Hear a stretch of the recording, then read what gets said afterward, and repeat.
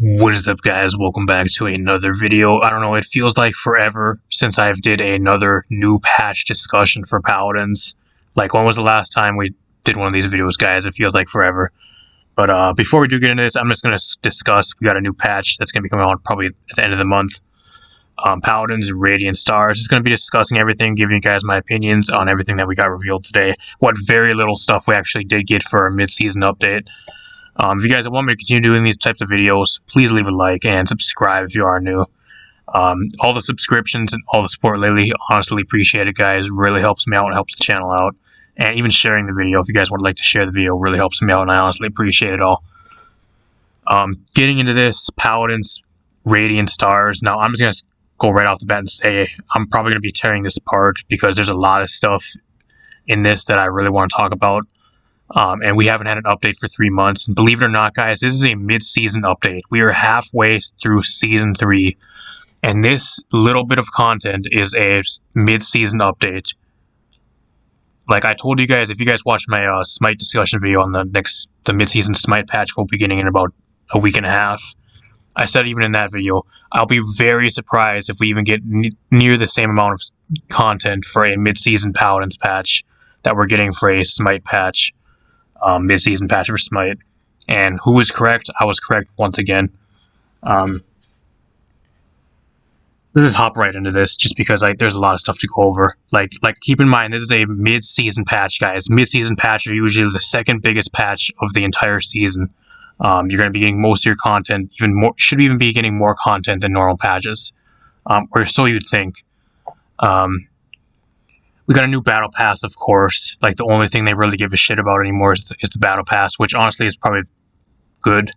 I don't know, the battle pass is a great value, I'm not going to lie. The battle pass is probably the best value for what you get inside the entire game.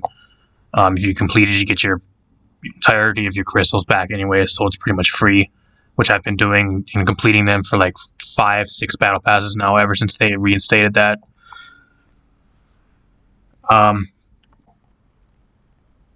Darkness and Dragons Battle Pass will be unpurchasable with the release now.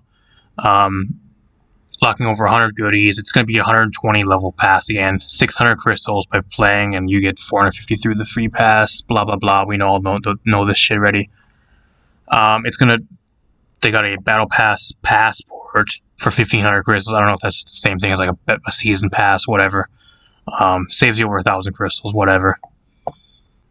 Personally, I might even just buy that just because I have so many extra crystals that I no longer can even spend because they no longer have in-game events, which is something else I kind of want to talk about as well. But we're going to be getting this stuff, Stellar Protection Isle, probably one of the best skins in the game, at least for how it looked in the update show.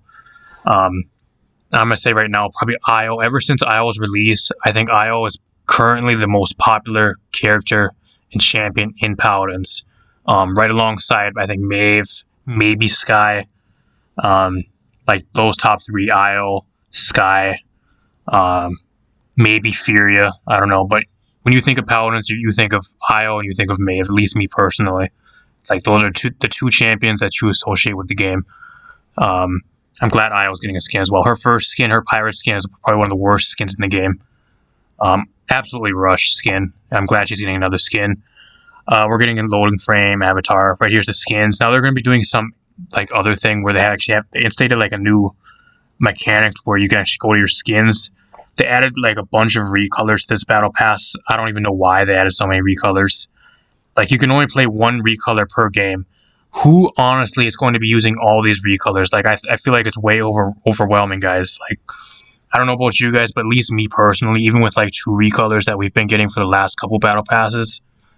Like, I usually just find, like, one recolor that I like more, and the majority of the time, I'll be even just playing that one recolor. I don't even use the other one. Like, I don't know. I feel like they gave us way too many recolors in this patch, in this battle pass, where they could have took away, like, 3 recolors for each skin we got, and they could have put all those resources into an extra, like, a 5th skin for the battle pass. I don't know. Or even, like, a mount. They could have gave us a new mount. It's been forever since we got a new mount in the battle pass. I'm not going to take away from this, though. Isle is probably the best skin of the entire battle pass, and it's an instant unlock, so just alone, this Isle skin is probably worth 650 crystals, and everything else you do get. Um, like they're adding new recolors. They're gonna have there's 6 recolors per skin. There's 4 skins, so like 36 recolors. I don't know. It's absolutely insane. But like I said, I'd rather have like 3 recolors per skin, and then they take all the other resources and creating like the extra 3 recolors for each champion skin and put it into an extra skin. I'd rather have like up 5 skins or like an extra mount and 4 skins in my battle pass. I don't know. I feel like there's just way too many recolors, but I'm not going to complain. There's nothing I can fucking do in it. I can't change it, so just better off living with it. We got a lot of cool recolors. These recolors honestly look really cool. Especially the black one. The black one's my favorite, level 110 one. And the inverted looks pretty cool. We got a new Imani skin, which I'm not even against. I love Imani. She's one of my top played damaged heroes in the game. Really cool looking skin. Probably her best skin that she's received so far, alongside Dragon Forged. She also has 6 recolors. All recolors look really cool. Especially, I really like the pink one. I think that's her best recolor, but I don't know. Let me know in the comment section down below what are your guys' favorite recolors and alternative versions to the skins that we're going to be getting. We're going to be getting a new Inara skin in this battle pass. It's going to be a level 30 unlock. I don't know. I really like the base color. A lot of cool recolors. I think the Inara has a lot of cool recolors. Did Inara need another skin? I mean, over a lot of the other characters they could have gave a skin to, I'm fine with Inara getting a skin. She really doesn't have that many skins in the game as well. She has Iron Madam, Ice Walker, then she got the Battle Bite Inara. I think this is only her 4th skin, apart from recolors, so I'm not too mad about it, and it looks absolutely great from what they showed. I definitely like the green one. I think my favorite recolor out of this one is the green. What else we got? We got a new Sarah skin. Now, right here is where I have a problem. I know I'm going to get a shitload of hate for this, and I'm going to get a ton of shit for this. I don't care. No matter how good this skin looks in-game, why did we need another Sarah skin? Like, almost every major update we've gotten in, like, the past year and a half has had some type of Sarah skin, whether it was, like, an extra DLC that you buy from the eShop, or, like, a singular download or whatever, or part of a battle pass, or part of, like, some type of event. Sarah's has got so many skins in, like, the past year and a half. Why does she need another one? Like, you couldn't have put Cassie here. Cassie's going on almost 2 years with no skin, and it will be 2 years here in this next month, where she has had no skin. Same with Torvald. Torvald's going on almost 3. Like, I understand, like, the whole space galaxy theme. I guess it kind of fits Ceres, but it's kind of such a generic theme to where you could have plugged pretty much any champion that has not had a skin in forever here instead of Ceres. Why couldn't they have gave us a Cassie skin, like right here? I know she has Doomcrawler, but it would have been entirely different. Doomcrawler is more of like a future tech, like Mars rover thing. Like, theme skin is not even close to like a galaxy, like space type skin. They could easily put Cassie here as this Ceres skin spot. I'm sure it would have looked way better than the Ceres skin. Now, I'm not saying it doesn't look bad, but do we really need a Ceres skin? I'm going to tell you right, guys, right now. Apart from probably like the Battle Pass challenges, I'll probably never play Ceres. And I'll probably only end up using the skin like 3 times, if that. Like, I've got so many skins from the Battle Passes and all the other shit that she's gotten skins from that I barely even use it to begin with.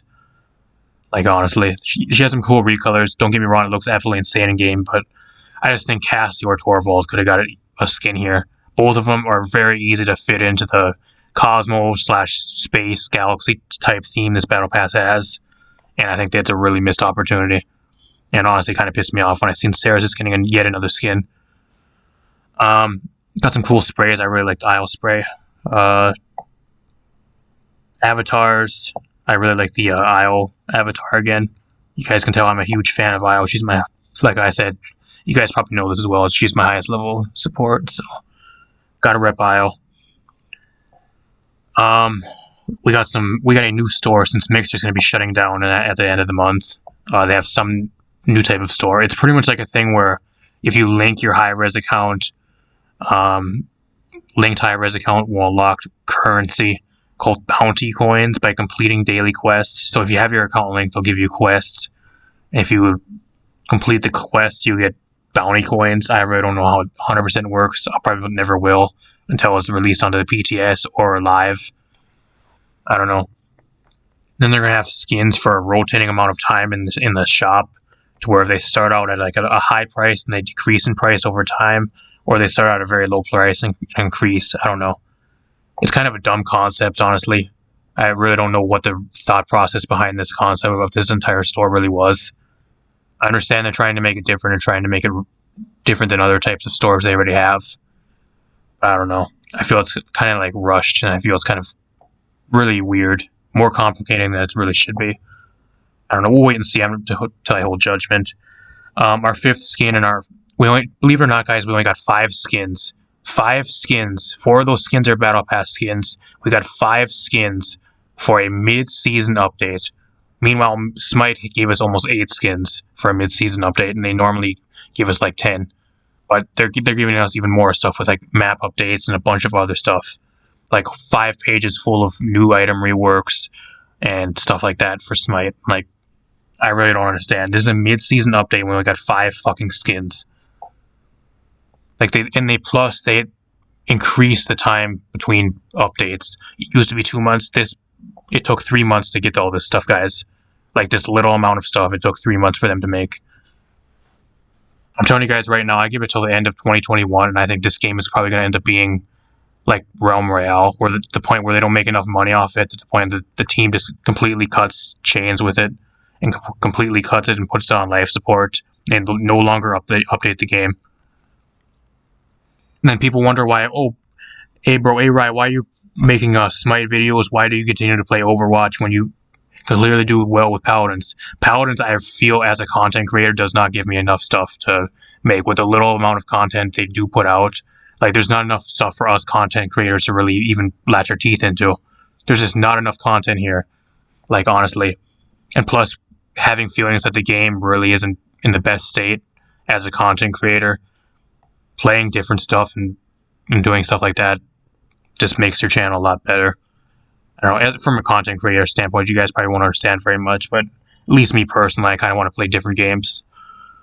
I just want to be a singly Paladins channel, and then the game dies like a year from now, which I predicted it probably will end up dying, unfortunately. The way this is going, like, these updates are fucking garbage. Like, I love the game, I love playing the game, but these updates are like, we get like nothing out of these updates. Like, the minimal amount of content, the minimal amount of bug fixes, like everything, we get like nothing. This is a mid-season update, guys. We got like almost nothing. We even got less than last patch, and last patch was arguably even worse. And we got more of that patch than this patch. Actually, I wouldn't say it's worse. Corvus made that patch, last patch, the current live patch, at least, from when I'm recording this, better than probably this patch will be, but still. We got a Golden Buck skin.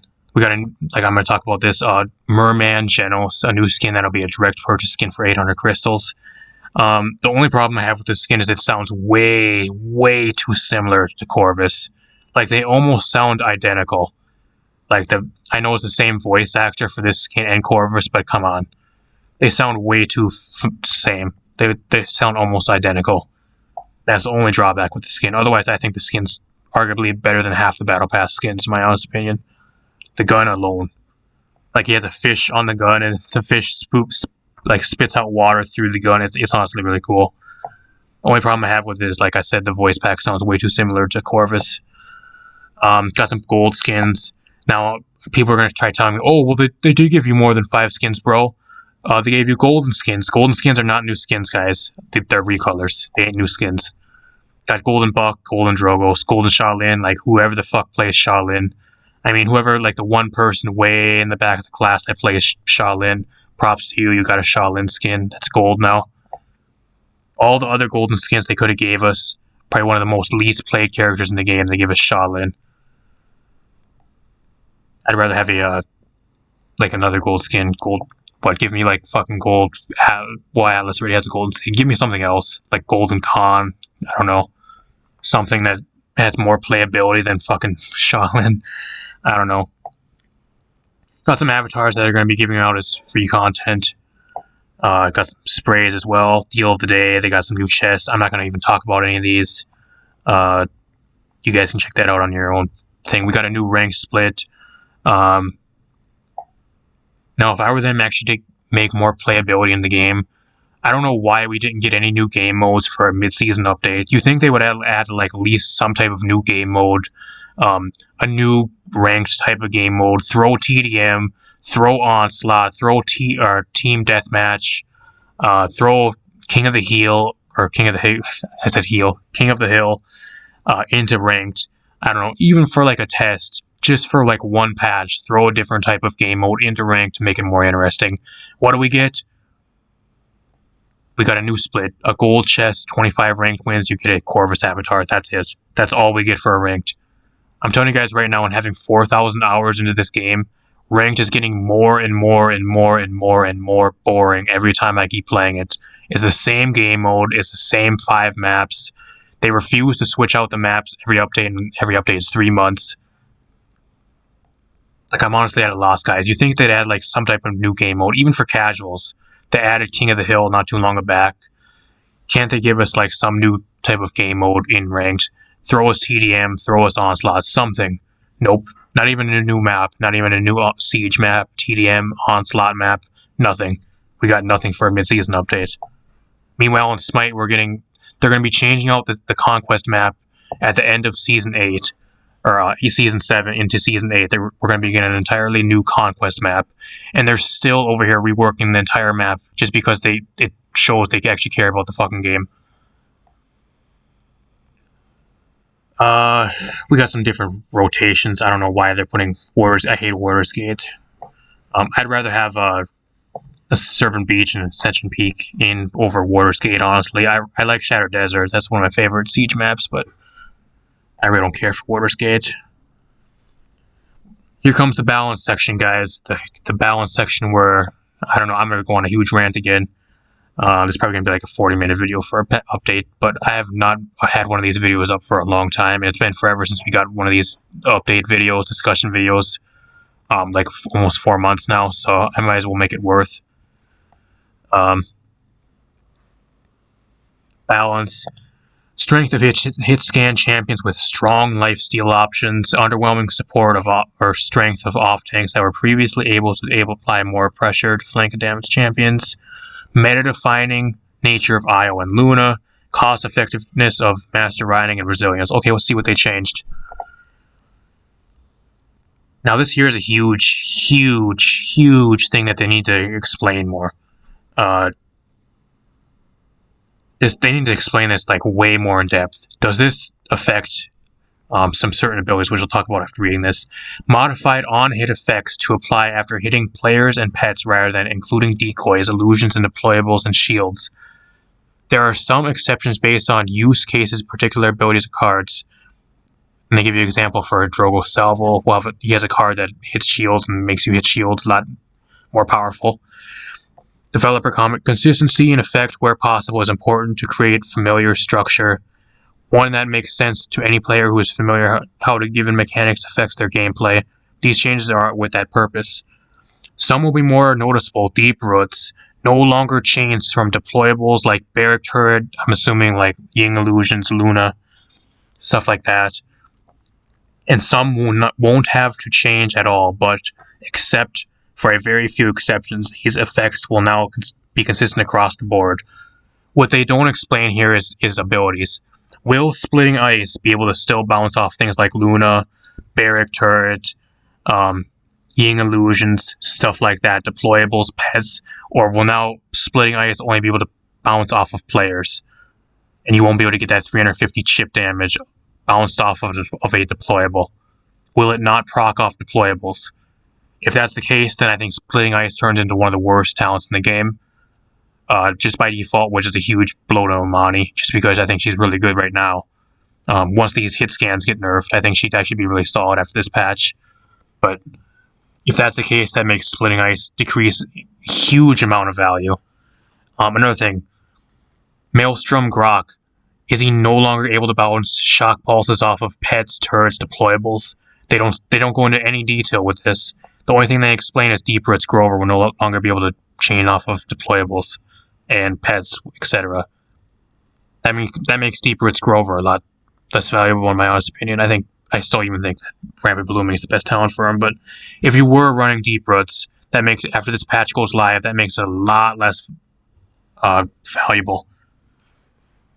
Like, they don't explain this in great enough depth. Will this affect things like Splitting Ice and Maelstrom and other talents that bounce stuff off of, like, pets and, like, barrack turrets and, like, deployables and all that type of stuff? They don't go into detail. So we're just going to have to wait for the PTS to go live and find out. I hope that is not the case. I hope it's just for, like, cards and stuff like that and Grover, but I have a bad feeling that's going to affect those Maelstrom Grok and Splitting Ice and Bounty. Master Riding, increase the cost. Not going to talk about it very much. I really don't care. It's going to be one of the best items from the item shop anyways. Resilience can actually now be built. I don't know. There's a lot of times where I wanted to build Resilience, but it just costs way too much at the point in the game you're at. The decrease in cost, I think, is going to make it a lot better. Something that they probably should even did like 2 or 3 patches ago, to be honest. We got some balance. I'm going to talk about this in depth, just because I think there's a lot to talk about here. Ash, Kinetic Burst. This ability can now be toggled on and off. Something we should have had last patch, and they're first adding it now. Lazy High Res. Atlas getting a lot of love this patch, which I'm really proud about, just because I really like playing Atlas. He's probably one of the only tanks in the game currently, at least for me, that I actually have fun playing. All the other tanks in the game are just fucking boring, in my honest opinion, currently.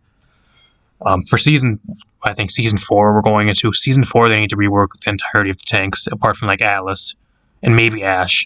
Apart from that, there's, like, no tanks in the game that are actually fun.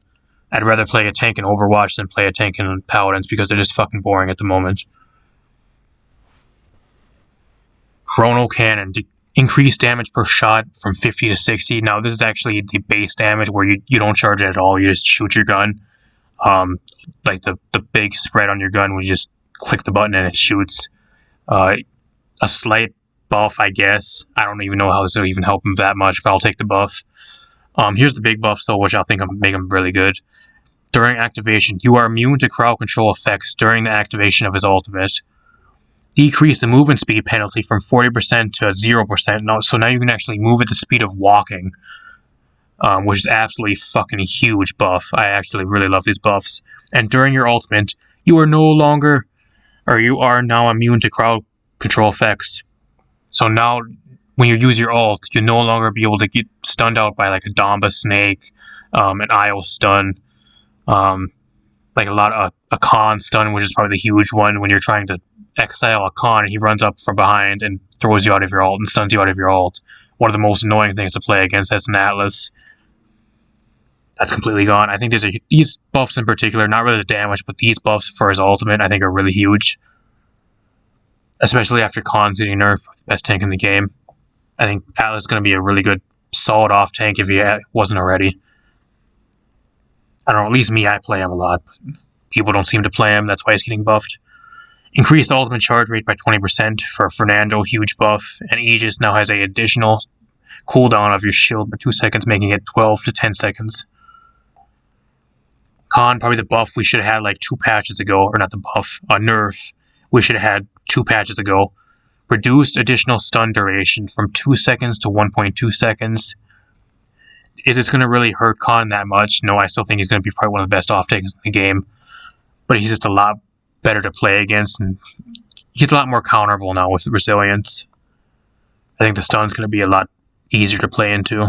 Like right now, you get stunned, you're pretty much guaranteed dead. No matter if you have like Resilience 3, like no matter what you build, no matter what you play, you get stunned out, and the team actually has team coordination ranked, like you're guaranteed dead. But I think with this nerf to the stun duration and actually being able to stack like 1 or 2 Resilience levels, you can probably play around it a lot easier. Makoa, Leviathan. I don't even know why they reworked Leviathan to begin with. They made it one of the worst talents in the game, and then they got pissed because nobody was picking it. They reworked it now again. Increase your ultimate charge rate by 15% and your maximum health by 500. Using Ancient Rage resets the cooldowns of Dredge, Anchor, and Shell Spin. Do I think this talent is going to be good now? I mean, it's going to be better than the Leviathan we currently have on the live patch, which is only giving you 500 health during your ult. Yeah, it's going to be better than that. Do I think it's going to make Makoa better? Probably not. I still think Makoa, after this patch goes live, is probably going to be one of the more underwhelming off tanks.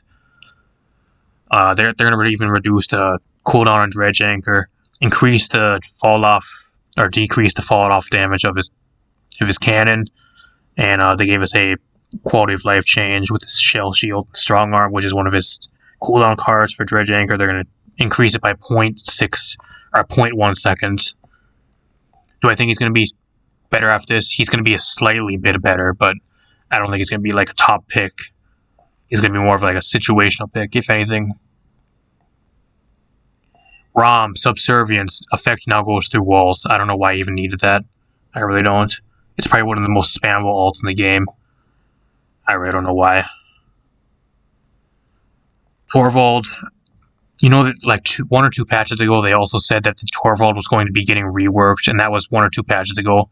Where is the Torvald rework, guys? Where is the Torvald rework? Instead, we're over here getting these small little buffs that will do nothing for Torvald. Torvald needs some huge changes to make him at least somewhat decent. Increase the range at which you can deal full damage. Okay, less fall-off damage on his gauntlet. What is that going to do for Torvald? Still one of the worst tanks in the game. If you don't have like a solid pocket. He can work on some comps. I'm not saying he's completely useless, but as like an off tank, in general, he's one of the worst tanks in the game currently. Bomb King, reduced damage done per sticky bomb. They actually nerfed the damage, finally. Royal Decree, they nerfed the, increased your reload speed. It no longer stacks with things like Deft Hands, which I don't even know why that was a thing to begin with. Leon, I don't know why they don't buff Leon. I honestly don't. I think Leon right now is a huge victim of power creep. I think Leon, after getting that nerf to her ultimate, she has not recovered. She's been getting worse and worse and worse as time goes on. I think she's super underwhelming currently, and she just has like no place to even play her, like over things like Victor, Vivian, Tyra, all the other hit scans. Bloodline, old, heal for 50 after using Grace. New, generate 1-to-1 ammo after using Grace. Does this do anything to buff Leon? No, it doesn't do anything. She's going to be the exact same she was before this patch goes live. If they actually want to do something, maybe they should actually decrease her reload time on her gun. I don't know, do something. She's honestly kind of bad right now. I want you to see that she's like one of the worst damage champions in the game, but my gosh, compared to things like Victor, Vivian, Tyra, this is no fucking reason to pick her. She's a victim of power creep. All the other hit scans in the game got more powerful as time went on, and she's just stood there. She hasn't got anything. She's got nerfed a couple times, and she's never recovered. Huge victim of power creep currently, in my honest opinion. Sha Lin. Shimmer got a buff with, I think is one of his cards. Now it has a 15-second internal cooldown instead of a 30-second cooldown. Will Sha Lin be played even more now? No, he's still going to be one of the most least played champions in the game across all platforms. Victor. Finally, we got some Victor nerfs, guys, and some Vivian nerfs. Wow, what do they nerf? It used to be 40% lifesteal. They're reducing it down to 25%. That's all we're getting. That's all the nerfs we're getting. And I like how they during the I think it was the update show, they were talking about how they're trying to nerf some of the best hit scans, so a lot of the projectiles and blasters can be played a lot more. This doesn't do anything. Like, if they wanted to nerf Victor, they needed to nerf Iron Sight itself. Reduce the damage of Iron Sight, or Burst Mode. Not Iron Sight, it's Burst Mode. Like, he has 2 pickable talents currently. There's no reason to pick Shrapnel, there's no reason to pick Cardio. Both of those talents are fucking garbage. You just get so much value, there's just no drawback against choosing Burst Mode. Like, if they wanted to really nerf Victor, nerf Burst Mode as well, so the other talents were actually decent, or buff the other talents. I don't know. Do I think Victor's still going to be just the same he is currently? I think he's still going to be a top pick on console.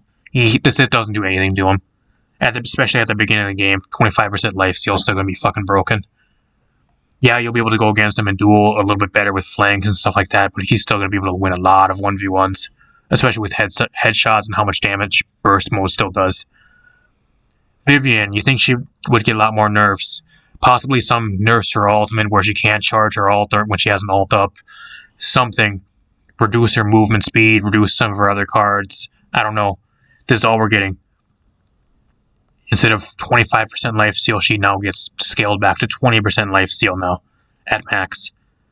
Vivian is still going to be a walking turret, probably one of the best hit scans in the game, if not the best damage champion in the game after this patch still goes live. She still needs to be nerfed. She's still fucking broken.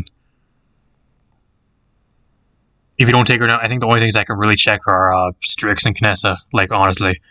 Flanks that divers get blown up instantly. They get a shield blown up on them. Thrown up on them. They just get deleted instantly. Her damage is fucking too good. Like, she's honestly a walking turret. She's unstoppable.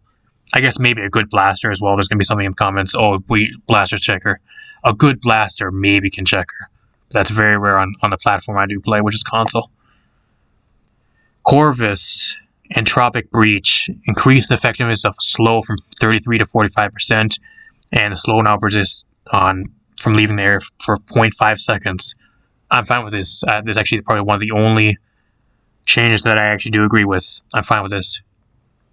Did Corvus really need these buffs? No, I think he actually should have got a 1 second reduced cooldown on his heal to make him feel a lot better during the early game before he get Kronole 3. But I'll take the buffs. I'm fine with it. Corvus is probably one of my favorite and most fun supports to play in the game currently. He's a lot of fun to play. He's really fun to play. Really good as well, currently. Grok. They're pretty much changed. They're not really changing like the total healing. They're just going to increase how it stacks. I don't know. They keep trying to rework Grok. I think he just needs an entire rework, like entirely. Like, scrap all of his abilities. Keep his ultimate, but just scrap the rest of his abilities and then completely rework him on Season 4. No matter what you do, Grok is going to be one of the either you buff him to the point where he's absolutely fucking broken, or you just keep buffing him with these little small buffs that do absolutely nothing for him. And he continues to be one of the worst healers in the game. Totemic Ward, increase the healing percentage up to 30%. Okay. Health of Totem, 1250. It's still going to be easily destroyed with like 2 hits, especially versus any team with a blaster. Increased healing per second with Spirit's Domain. They actually reverted a nerf from last patch, which was dumb of them to even do it to begin with. And Monolith Totem. Increase the healing of health totem by 100. Increase added health to the totem. You can invest more health into your totem with a loaded card. Whatever. I still think Grok's going to be one of the worst healers in the game after this patch goes live. We'll find out, though. I'm not going to hold all judgment. Io. Now, here's where I have a problem again. Reduce the base health of Io, or of Luna. Luna is now able to be cauterized. Now, here's why I have a problem. This makes Luna absolutely fucking useless towards the end of the game. Luna is going to be absolutely useless at the end of a game for a deployable and a pet. Pets aren't supposed to be cauterized. It's not what they're originally designed to do. They're breaking what they're originally designed to do. You don't see things like Barrack Turret when it has self-healing being cauterized, right?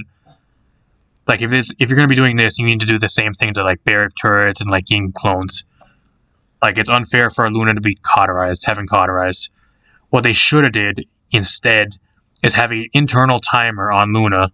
You can place Luna on the point, and there'll be an internal timer. You can have it, like, on the UI or on your screen if you're playing Luna or if you're playing Io.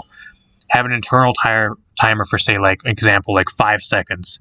Okay, Luna can stay on the point for 5 seconds. When that timer is out, Luna will automatically shift off the point to wherever else, just it ain't on the point, like right beside the point, wherever you want to put it. Will actually move off the point by itself when that internal timer actually expires. Why do we need to have Luna be able to be cauterized? They're just taking the easy way out. Like, honestly, they're just fucking lazy. Like I said, I love the game. I love playing the game. It's probably one of my favorite games to play out of all the games I've ever played in my entire life. But still, like, these dumb decisions like this and being lazy, this is going to be the downfall of the game. I'm telling you guys, a year from now, if they keep like being lazy with these balance changes and stuff like this, and with these updates, the game isn't going to last long. I don't know. Like I said, add an internal timer to Luna. Like, that's all you need to do. For an example, like 5 seconds. You throw Luna on the point for 5 seconds. She either dies within those 5 seconds, or after 5 seconds, she automatically moves off the point. And then you have an internal timer where you can't put Luna on the point again. and make it so that Luna goes on cooldown, or have like another internal cooldown where you can't place Luna on the point for a specific amount of time. You can even add double cooldowns. I don't know. Is it really this difficult, or are they just that lazy to code that into the game and actually make that like some type of new mechanic for Luna? So they just take the easy way out and they add Cauterize to Luna just because it's way easier. I think it's the second option. And then they actually buffed one of her cards. Who honestly runs this card? Increase Luna's health by 200. That's what it is now. They increase it to 225. You're never in your right mind would ever even run this card, honestly. It's a wasted card. You're going to be running Moonlight. You're going to be running movement speed. And you're going to be running a lot of other Moonlight regenerative cards. And then we have Swift Arrows, which is their movement speed card. It's getting a nerf down to 6%, which the max will be only, I think it's, right now it's 40% movement speed. I think it's, 40% movement speed. It'll be reduced down to 35, 36, I think. Or 24, I don't know. I think it's like 30% now. It'll be reduced down to, I think it's still going to be one of the best cards. Maldamba's getting some buffs to its heal. Not going to talk about it very much. I think Madame is still going to be kind of a more situational healer. He's not bad, but he's just more situational. Pip, hitting yourself with Potion Launcher will no longer damage you or apply a knockback. Something they should have added like 5 patches ago. Sarah's getting some huge buffs, which I'm fine with. I still think Sarah's is a solid healer, but after this patch, I think she can actually be a way better healer. Does she offer anything else apart from healing? No, but if you really want a good healer, I think Sarah is going to probably be that top healer next patch, or towards the top of the healer category. Old increased the range of Restore Soul by 300%. We know that one. They're actually going to be adding a buff to her Mortal Reach talent. The range going to be the same, and at a rate of which it heals by 10%, so you're going to get a 10% bonus heal on Mortal Reach. That's a huge buff. And Soulforge, they're buffing Soulforge, the effectiveness of its range, so you can get more range off of people that are grouped up. Bulk nerfs, they're reducing bulk up to heal from 600 to 400, and they're nerfing his DR off his leap. Not too much to talk about. I really don't play Buck very much. The only reason they're really nerfing this is because Buck's pretty good lately in pro play, which is more than I think only like a couple dozen people. They base a lot of these, for some reason, instead of basing it off the majority, they base a lot of this stuff off of the pro players, which the pro players that currently, like right now, the pro scene in Paladins is almost like dead, and it's only like maybe like a couple dozen people at this point. Like they're basing the entire game's balance off of a couple dozen people and a few things that the AOC throws in, instead of basing it off the majority of like the higher ranked players that actually play the game more than pro players. Lex is going to be getting some reworks. Instead of having a 30-second cooldown on Retribution, it's going to be going down to 6 seconds. Huge buff. Do I think it's going to make Lex better? No. He lacks mobility. His mobility needs an entire rework for him to be somewhat good. They're going to be like nerf buffing Moji. I have never played Moji in 4,000 hours I've been playing the game. I've played Moji maybe like twice. I really don't care. I still think is Moji going to be playable? Maybe. Like at least currently she's good on one map, which is Jaguar Falls, and maybe another map. You really don't play her unless you're like below gold 3. I don't know. Talus. Finally got some Talus nerfs. Thank fucking Christ. I actually think after this patch, guys, Talus is no longer going to be worth a ban in ranked. Unless you're at like lower tiers. But once you get past like Platinum, I think Talus will no longer be a must ban or a must pick. Vera Charger. They're going to be increasing the fire to 11 shots per second. Overcharge. Reduce the effectiveness of the fire rate down to 25% instead of 33%, so it won't fire as fast. So it won't do as much damage to you. His guards, Guts and Primeval Might. Reduced damage taken, it was 30%, they're reducing that to 25%. And the lifesteal, 8% down to a max of 25% after this patch goes live. I honestly think it's going to nerf him to the point where you don't need to ban him. He's still going to be good, don't get me wrong, but he's not going to be like a must-pick, must-ban in ranked anymore on console at least. Some bug fixes I'm not going to talk about. I don't know. Like, honestly, if you guys wanted my honest opinion with most of these balance changes, make them for the majority of the players, just not the minority, which is like the pro players. Like I said, there's only like maybe like 2 or 3 dozen pro players currently. Like, the pro scene is absolutely almost dead in this game. It's honestly a joke currently. Like, if they want to go into Season 4, I think one of the other things they need to change is like the pro play, the PPL, the PPC, whatever they have going currently. It's honestly a joke. Instead of taking the stuff at pro play and applying it to the majority for balance, why don't they take the majority of like the higher tier ranked, like Diamond 3 and above, or at least like Diamond 5 and above, and you apply what they like, everything that's being played there, and base your balance off the majority instead of the minority.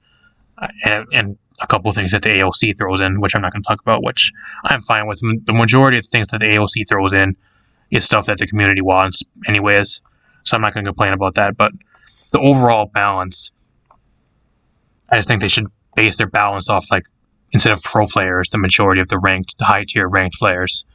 I think they'd get a lot better judgment of how to balance the game without ruining it for the majority of the players that don't have like high tier pro presence. I don't know. Let me know what you guys think of everything in the comment section down below. Keep in mind, this is a mid-season patch, guys, and we got a battle pass, no new champion. I'm really surprised we're not getting a new champion. I honestly was expecting a new champion, this patch being a mid-season update. No new champion. We got a battle pass, only 5 skins, hit like 1 page of balance. I don't know. 10 bug fixes. Let me know what you guys think in the comment section down below. But as a mid-season patch, I'm honestly disappointed with this Paladins update. Like I said, I love the game. I love everything Paladins brings, but I'm telling you guys right now as well, if Overwatch, with Overwatch 2 being released here in about maybe like 4 or 5 months, and if the regular Overwatch gets made into a free-to-play game, that might actually end up killing Paladins. So if they don't do anything here towards like the end of Season 3 into Season 4 and Overwatch 2 does release and Overwatch becomes free-to-play, then they're going to be running up Shit's Creek, and I don't see this game sticking around much longer after that.